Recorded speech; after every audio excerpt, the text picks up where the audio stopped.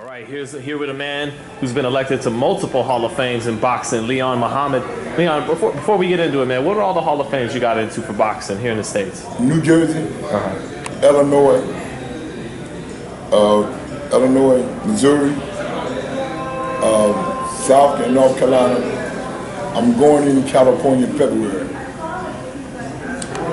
Been in this business 50 years, worked with all the greats, started with Ali, Smoking Joe Frazier, Michael Spinks, Prince Charles William, Johnny Bum City Bumpers, Rocky Lawrence, Sugar Ray Robinson, the great legendary Robinson on the end, Kasim Umar, my latest project, and my nephew now, I'm his advisor, who's #1 contender, Jesse Hart from Philadelphia. He's my nephew. You asked me about Butch Lewis. Butch Lewis was a car salesman, what his father was. And when we was kids, we used to go down the lot and help boss out. I used to take all the hustlers down there to buy cars from Philadelphia, New Jersey, New York, for the girls and boss with them. So one day, Yank Durham, who was Joe Frazier's manager, he was looking for some cars for the sparring partner, Jimmy Young, Dwight Triplett, whose wife is Ali Bird, who's a judge out there in Las Vegas. She's from Philadelphia. So Butch got tight with Joe. And Butch always wanted to do Ali Frazier. So Butch went with Herbert Muhammad, and Herbert Muhammad said, "What this little guy?" I said, "Brother Herbert, you all right?" I said, "This guy is crazy. He got big ideas." And Butch was a little guy. He had a little man complex. So Herbert said, "Okay, that's what I'm gonna do." Herbert, when Bob Arum left the Justice Department, Robert Kennedy sent Bob in to clean up boxing from the mob. Bob saw the money in the game. Bob stayed and retired from the Justice Department. Bob was a lawyer, graduated from Harvard, went to the Justice Department. So Butch Lewis, Herbert Muhammad told Bob Arum, and Bob would tell you the same story when he come here December 8th. Herbert Muhammad gave him a choice. You have Butch Lewis and his man, Big Leon, that's me. I was the captain of Nation Islam in Philadelphia under Minister Jeremiah and Malcolm in New York. Okay. That's how Butch got to be the vice president of Top Rank Boxing, because Herbert Muhammad gave Ali the go-ahead with Butch. So Butch, if Am wanted to promote Ali, he had to bring Butch and me in. He said, all right, he said, I'll bring Butch, but Butch got to take care of his man, and Aaron will tell you the same story. That's how Butch got in boxing, but he started with Joe because Yank Durham, Joe's manager, before he died in '73, he bought cars from Butch's father for the sparring partners. That's how Butch meets Joe Frazier. Okay. And that's how he gets to Joe, he hanging with Joe, and then Butch wanted to become a promoter. Boss said, man, I'm giving you $50,000 a year, son. Why you want to get in that rat race? But Butch got in it, and Butch worked for Am. Butch worked for Am all the way up to the rematch of Leon Spinks, September 15, 1978 in New Orleans. Right. Am has me, Butch, Don Hubbard, and Harvey Austin locked up. Am tells the feds that we duplicate the tickets. Pay him no attention. Am, we threatened to put the brothers down there, threatened to put Am in the bayou. Am was friends in the bayou? In the bayou. Don Hubbard was strong down there. He was with the governor, Edwards, who was the governor at that time. You know, we went to jail. The governor of New Orleans, he was with all the brothers. Am didn't promote that show, the rematch. He was there, but it was Don Hubbard promotion and associated with Butch Lewis. Am was scratched off, but Am got his. We never got paid. Me and Am talk about this story all the time. In New Orleans, Am is my guy. It's never personal. Miles Nancy said it's never personal. It's always business. And what happened was, Butch, in '76, Butch had signed Michael Leon. But Michael took a rest and went work in a plant in St. Louis. But Leon turned pro, and we know history. He fought Ali February 15, 1978 at the Las Vegas Hilton. Butch became a superstar because Leon win. But Leon was a head case. Well, listen, Leon gets stripped of the WBC title because he don't want to fight Norton. That's how Norton became champion of the world. Norton didn't win it in the ring. Norton became champion because the WBC, Jose Suleiman, may God rest my brother in peace, good man, he stripped Leon. But the WBA, the Murder Mendoza Sr., wouldn't strip out, he wouldn't strip Leon. That's how Ali was able to make history, become the first heavyweight champion to win it three times. September 15, 1978, on a Friday night in the Superdome in New Orleans. Right. I'm 75 in all the dates. That's moving up. But Leon, I gotta ask you about, because you touched on it, that, so let me get this straight. Robert F. Kennedy, RFK, he sent Bob Arum eventually to go clean up boxing from the mafia? That's how it went down? That's how it went down. Arum will tell you himself. Don't take my word to Arum be in about a month and a half. What did Arum do to get the mob guys out? Arum didn't do nothing. Arum retired from the Justice Department and became a promoter. He became a promoter. His first fight with George Zavala and Muhammad Ali in 1966. Arum tell you the story himself. Yeah, but the mob guys, they just roll over and give them the business, or how'd they? How Arum got in. Arum had Ali, and you know they weren't gonna touch Ali, right? Because they feared Malcolm. Even after Malcolm died, they feared the Honorable Elijah Muhammad and the Muslims. So for a long time, Arum didn't do no fights, but Ali. As the years came on, Arum signed other fighters. So did he do business with the nation because it was like protection? Because he knew that no one would do anything? Arum get business, once Arum got in it, and Arum get business with anybody because Arum had the whole Justice Department with him. He's tight with the Kennedys, and today he's protected by the Kennedys. To this day? By those that's left. Because Arum's a very smart guy. He's a Jew who control all the courtrooms, who control all the TV networks. I don't know. So I'm a young man. I don't know. If you go to HBO, Ross Greenberg, ain't this Jewish? I think he went to Showtime. Oh, no. And now it's Peter Nelson at HBO. Now, Peter Nelson at Showtime, but Arum is not with Showtime. Arum is with ESPN. Yes. This Steve Espinosa is over at Showtime. Yes, sir. Steve Espinosa. Right. And Peter Nelson at HBO. Steve Espinosa don't know left hook from official. You see anybody over there at HBO? He had with two guys. That's Clovis just got beat, and he got Alvarez. If Canelo don't win, then who HBO got? Going back to Miles Lansing, it's never personal. It's business. You have to have something to create something. He has nothing over there with nobody to follow. What we got over there? Clovis just got knocked dead in the 11th round, even though he got the rematch in January. But Clovis is done. Well, HBO said they don't even know if they want that fight. But they're going to do the rematch. Right. It's done, because I talked to Pat English, who's the lawyer for Main Event, which is Kathy Duva. See, all of them started. I knew when they all started. Lou Duva, when he started, he was a trucker. He's a guinea. So is Lou. How you think? You think Lou doing this stuff by himself? He got the boys downtown, got their arms around him. So everybody's got connections. If you ain't got no connection, your fight ain't got no connection, you can get no shot at the title. See, these guys today fight 15 fights, get a shot. In the old days, you had great guys like Georgie Benton, who trained Holyfield, winning all of them, never got the shot. He beat Joey Giardella, and Lou Duva stole it. That's why Lou Duva gave him a big time job, training Holyfield, all of them. Joey Giardella got the shot and won the title. Charlie Burley too, right? They never gave. Never got the shot. Right. Old man Charlie Burley from Pittsburgh never got the shot. Great fighter, never got the shot. There were some people who told old timers who said he could have beat Ray Robinson. Is that saying too much? He's like, if he beat Ray Robinson, you think he could have? One of them would have went to the funeral home. If they would have fought? One of them went to the hospital, the funeral home. That's how devastating all of them was. See, the guy, we miss a guy that was 5-time champion, was a great fighter, but he was stopped because of his lifestyle. The great M.L. Griffin. Right.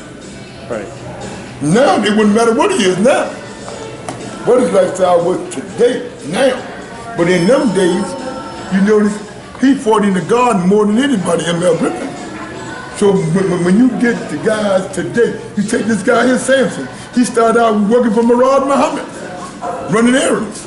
Look at him now. Muhammad used to promote Pacquiao too, right? Murad Muhammad had a lot of fighters. From day one. All right, Leon, so where's boxing headed right now? We in a good spot?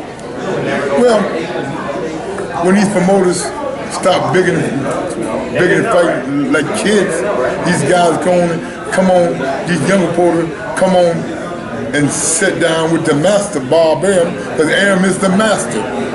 Them guys on the West Coast got a problem with Bob. Bob ain't got a problem with them. Bob filthy rich. Bob got his own money. They use somebody else's money, that hedge fund money. Them guys may get indicted any minute. Arum ain't going nowhere, bro. Top rank been around 50 years. You think them guys gonna last 50 years on the West Coast? You think he gonna last 50 years? I'm only 27 myself. Arum been around 50 years, bro. Since 51 years, since 1967. Arum been around. What's going to happen when he passes away, though? What do you think is going to happen to Top Rank? His grandson. He's grooming his grandson. Everybody think Todd DeBuff gonna get it. Right. But his grandson's gonna get it. Oh, okay. Because that's what everybody does think, that Todd's going to take it over. One thing about that Jew, Arum is very smart. Todd DeBuff's gonna be there. But his grandsons, the son that died, John, the climbing the rock, his son's gonna take over. If you see at the last fight, they sit in the background. Very deserving. See, guys report this shit, but they don't know the inside of this shit. They just got in it. You have to be with this shit from day one to really know what's going on. Arum is very smart. People say Todd DeBuff ain't gonna get it. What you gonna leave it to Todd DeBuff for? Todd DeBuff ain't his blood. He got a lot of grandkids. And he got other children. Don't you know it's gonna be a hell of a court battle? Arum got a will. You think he gonna come in and take something from his blood? Arum ain't that dumb. Oh, Todd gonna get something because of his mother. But if Todd's mother go first, he out of there. Trust me, him and Gina is out of there, bro. If his mother go first, nobody else ever, what good is he in the air? His mother going, what good is he in the air? If he was that smart, why did Arum bring in Brad Jacobs and Carl Moretti? He was there before both of them. Carl Moretti's a Guinea, more seasoned. And Brad Jacobs is a Jew from Florida. That's the Arum connection. We want to do shows in Florida. To get that Florida network, to get that Florida power, Jew power to be. Arum is very smart. These guys ain't smart as ever. They're all them praising Heyman. I ain't got nothing against it. I don't know the guy. Sam Watson is my guy.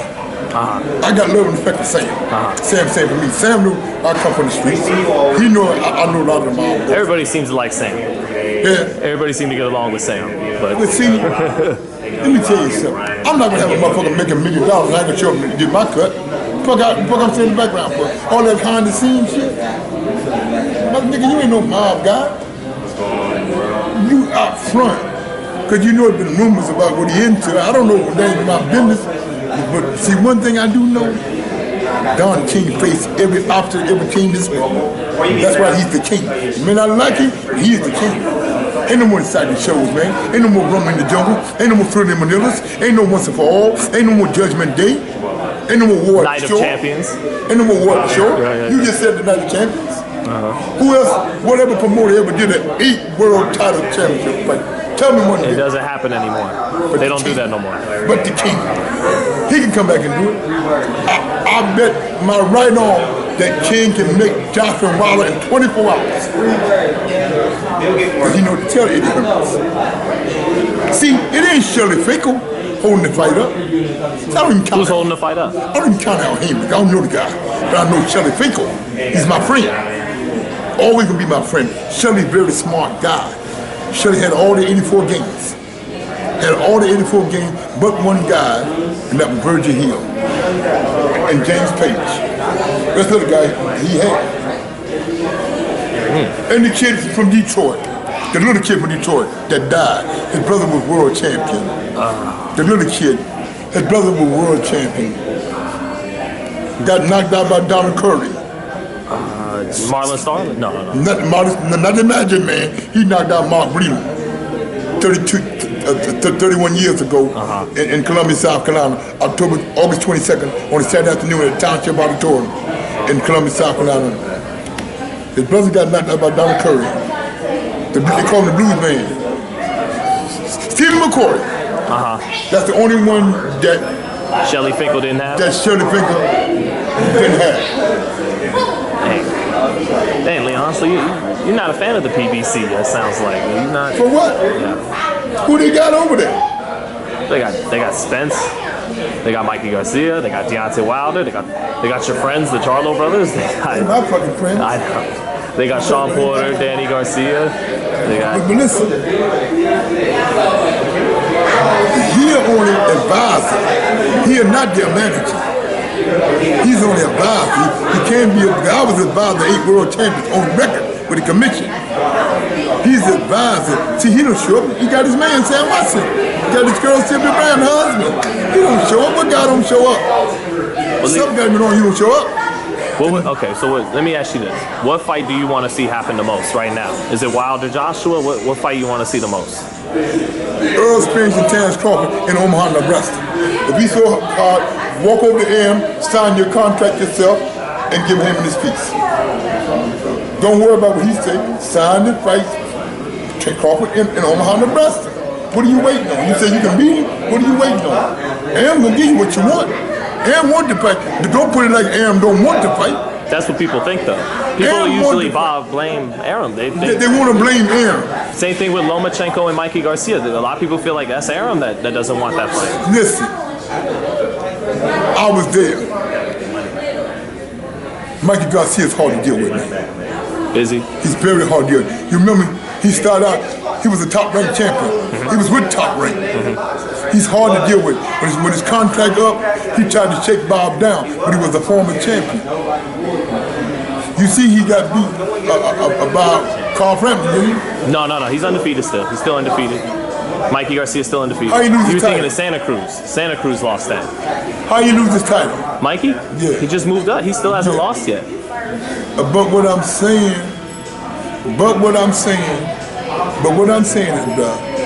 I ain't got nothing against them guys. I don't give a fuck about none of them guys. You're just telling it like it is. I'm telling it like it is. Right. I'm a Muslim. I'm gonna stand on the truth. I ain't gonna like nobody, no fighter, because you like him. I don't care what them guys say, man. Timmy Smith all right with me. I'm gonna check Timmy. You don't say no shit. I'm not gonna agree with you. That's why you see what he did. He was at the Daily News.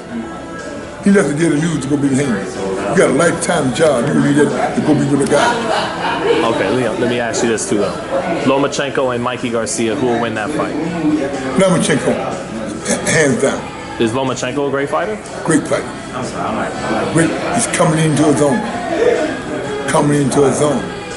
But the most exciting fighter on the rise is Tito Primo Lopez. Oh. It's my guy. I'm with him. The Teofimo Express? That's what they call it. See them guys talking, man, but he's a real fighter. See, these guys ain't fighting about him, man. Let him go across that water and fight. Go across that water and fight and don't knock a motherfucker out and see what's going to happen. The rough people, they stumble, rough people in the head. Same thing with Wilder. That's why Wilder don't want to go to England. Because if he have a bad night like he give it Ortiz, he's going to be a former champion. You think Joshua would beat Wilder? Yeah, over there, he'll beat it. But forget about just who's the better fighter. Who would, if it's on neutral grounds, forget the... On neutral ground? Yeah.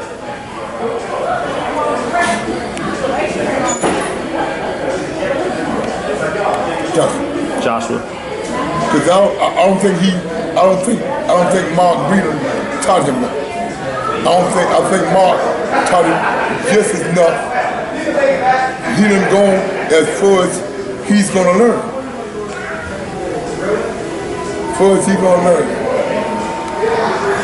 It'd be a great fight though, right? Wilder and Joshua. Yeah. It'll be a great fight, as long as it lasts.